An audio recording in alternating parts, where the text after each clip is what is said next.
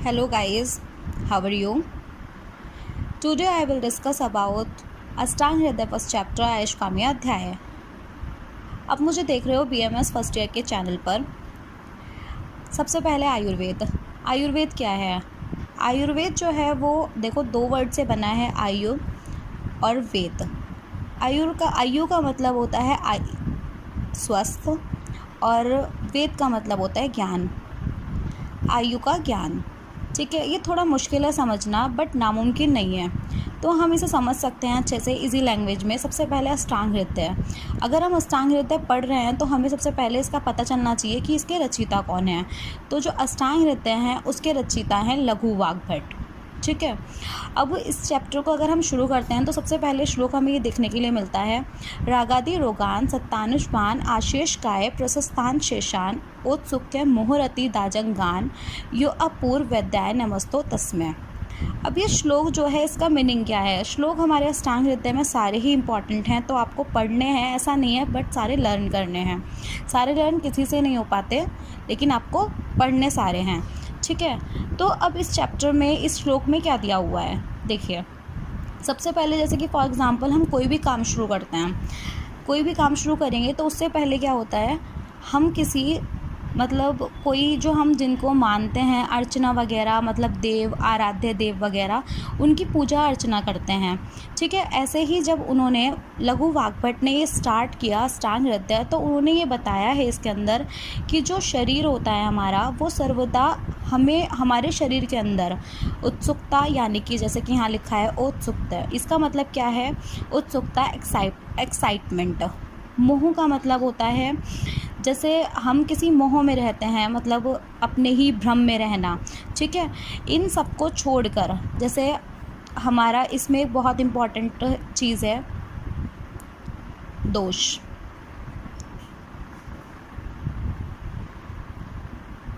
जो कि दो प्रकार के होते हैं, एक होता है मानसिक,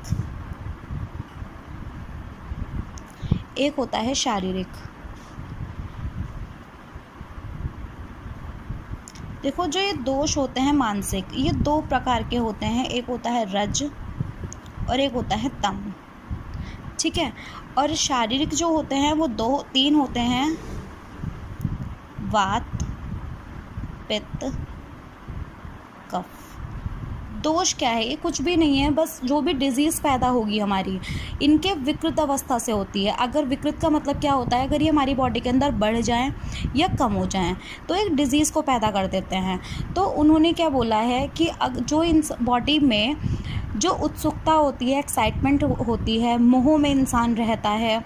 ठीक है, तो जो दोष होते हैं उन सबको छोड़कर जिसकी वो पूजा अर्चना करते हैं, और जो अपूर्व चिकित्सक हैं ब्रह्म, तो उनको वो प्रणाम करते हैं। ठीक है, मतलब किसी भी कार्य को शुरू करने से पहले वो उस इंसान को प्रणाम करते हैं जिसे वो मानते हैं, जो कि इन सब चीज़ों से मुक्त है, मतलब कि फ्री हैं। ठीक है, इसमें ये लिखा है आगे, मोक्षो रजस्तमो अभावात। ये चरक शारीर स्थान 1/142 का है। इसमें लिखा है जब मानसिक दोष रज और तम से व्यक्ति मुक्त हो जाता है तभी उसे मोक्ष मिलता है। देखो, मुक्त का मतलब क्या होता है? मुक्त का मतलब होता है फ्री, और मोक्ष का मतलब होता है पापों से मुक्ति मिलना। जैसे हमने कोई पाप किए हैं, पापों से मुक्ति मिलना। ठीक है, तो जो हमने पाप किए हैं उन पापों से मुक्ति मिलना।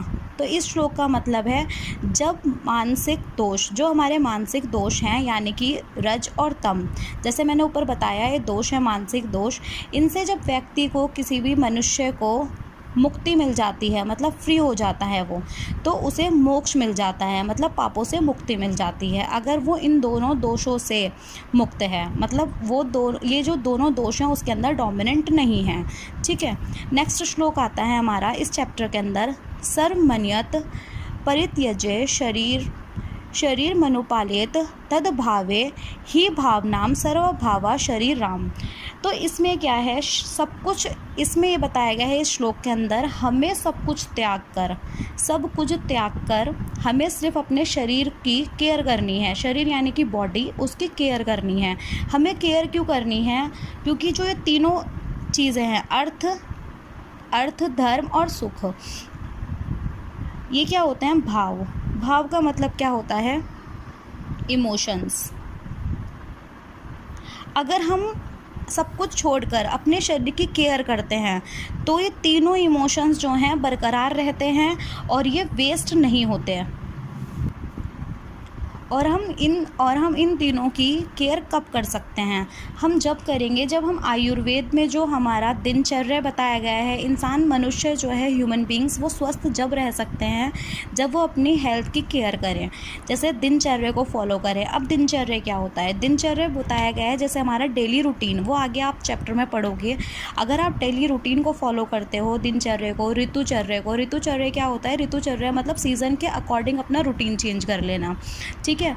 ये सब चीज़ों को अगर फॉलो करेंगे तो हम क्या होगा? हम ह्यूमन बींग्स जो होंगे हमेशा स्वस्थ रहेंगे। अब धर्म, अर्थ और सुख, ये तीनों क्या होते हैं?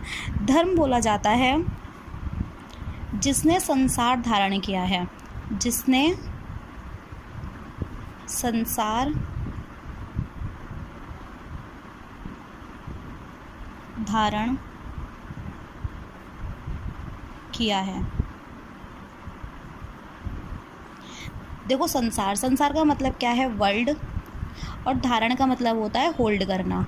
धर्म उसे बोला जाता है जिसने संसार धारण किया है, मतलब कि उसने अपने पूरे वर्ल्ड को होल्ड कर रखा है, उसे धर्म बोला जाता है, ठीक है। अब अर्थ किसे बोलते हैं? जो अर्थ होता है उसका तात्पर्य होता है मांगना, ठीक है। इसका मतलब है मांगना।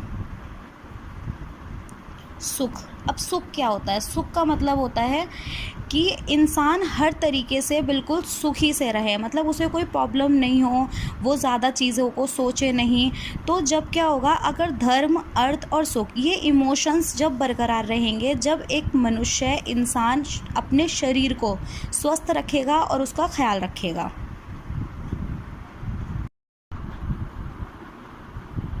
देखिए, अब इसके बाद आता है आयु की परिभाषा। आयु की परिभाषा मतलब कि हेल्थ, ठीक है। शरीर, इंद्रिय, सत्व, आत्मा, संयोगोधारी जीवितम, नित्यग, अनुबंध, पर्याय, रुच्यते। ये चरक सूत्र स्थान 1/42 का श्लोक है। शरीर, सबसे पहले जैसे हम पढ़ते हैं बॉडी, हम मॉडर्न के अंदर पढ़ते हैं, जो हमारी बॉडी होती है वो सेल, टिश्यूज़ वगैरह से बनी होती है। हम यहाँ क्या पढ़ते हैं आयुर्वेद के अंदर? जो हमारा शरीर होता है वो पंचभौतिक होता है।